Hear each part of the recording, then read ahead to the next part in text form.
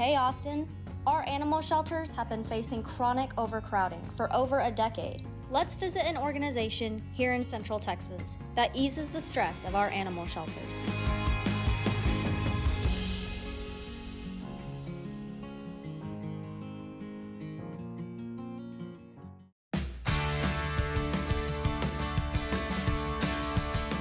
I'm Sherry Soltis, and I'm the founder and CEO of Service Dogs, Inc. We adopt from animal shelters throughout Texas. We have at least 10 shelters where these dogs come from. We provide the dog completely free of charge. Probably over the 40 years, we've probably rescued and trained over 1,000 dogs.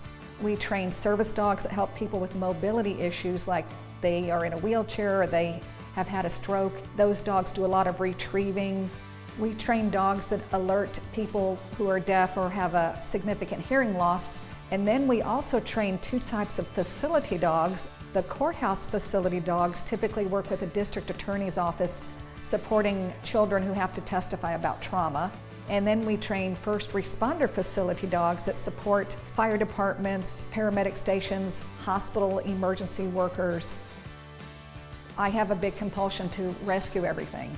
It's very fulfilling to find a dog that has an uncertain future and put it in a position where it's going to have its best life. Jeep, close. Come on. Good. Sit. I'm Taylor O'Neill. I'm the COO and the Director of Training for Service Dogs, Inc. I've been training dogs for 12 years. I've always had like a really special connection with animals. I love the ongoing education and giving animals a purpose to do something.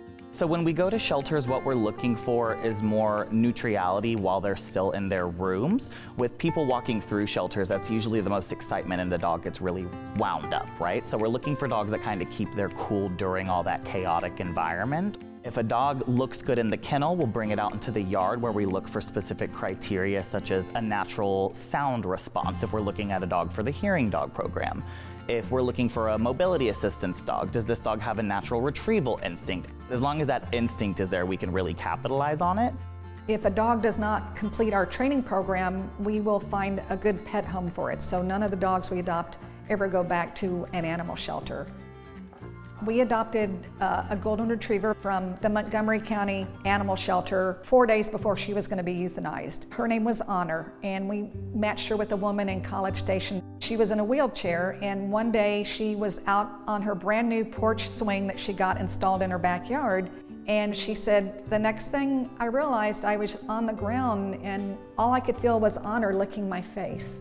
The beam that had supported the new swing had broken and hit her in the head as it collapsed. Honor had been licking her to try to get her to wake up.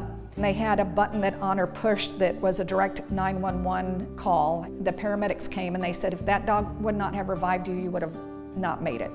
That is a dog that was 4 days away from being euthanized, and it turned out to save someone's life. And that's one of my favorite stories. So when we adopt the dogs from shelters, it's not only giving them a second chance just outside of a shelter environment, but we're helping these dogs serve a purpose. Some of them have never had an owner or human relationship before. Giving it a sense of direction and purpose and something to work towards, I think is so important. One of the happiest days here is when we bring a dog home from a shelter. You just look at the dog and you say, you're going to be safe and loved from now on. And it's not entirely in our imaginations that the dog understands that and appreciates it too. We are very thankful to our community for supporting us because we couldn't do this without people wanting to be part of this Homeless to Hero story. Learn more about Service Dogs, Inc. online and support our shelters by donating, fostering, or volunteering. Life is so much better with a pet in it.